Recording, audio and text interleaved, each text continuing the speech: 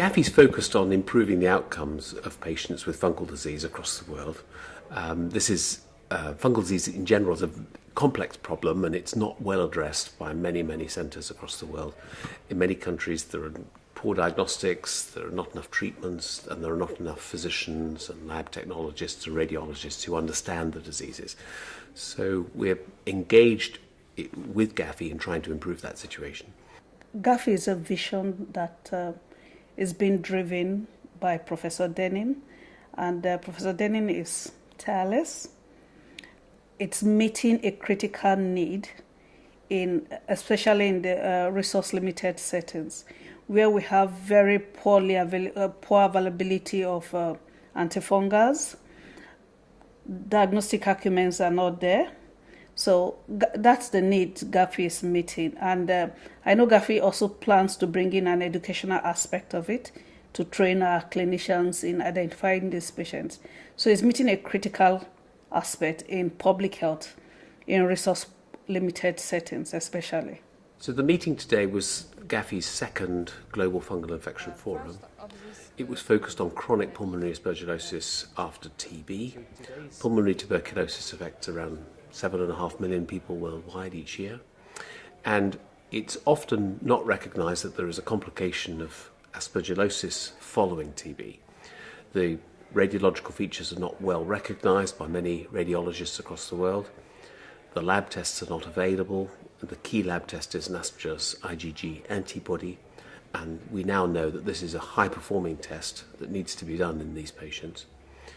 And so the purpose today was to develop a consensus definition primarily for public health and research, so that we could ascertain how big a problem this was and the variations in different parts of the world and in different populations of patients.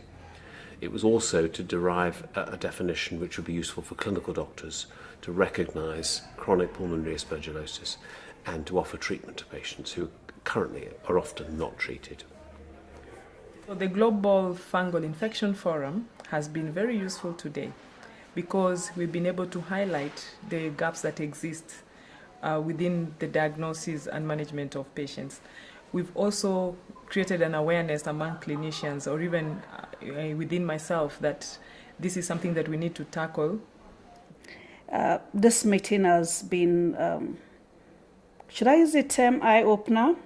Because I thought I knew quite a lot about chronic pulmonary aspergillosis, but I saw different perspective, and it also has made me more aware of the problem. I actually got to meet patients that have been treated.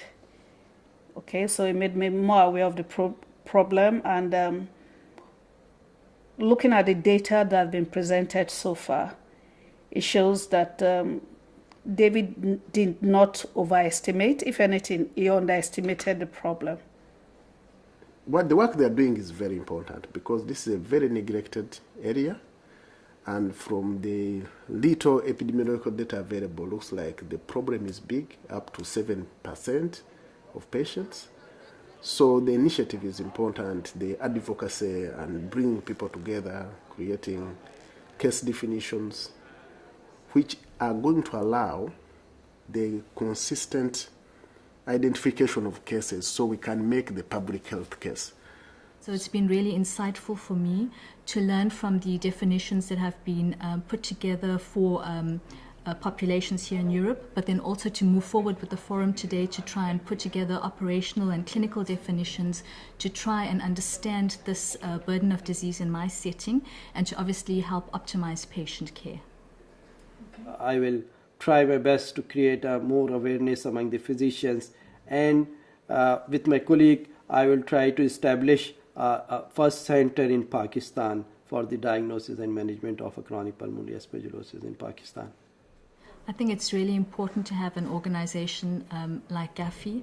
It's a global player. It draws on input from all the different countries in the world, and it provides a platform to shine and highlight the importance of these fungal infections that affect millions of people across the world, to be able to be an advocacy voice for how we can optimize diagnosis and treatment in these patients to improve lives for all.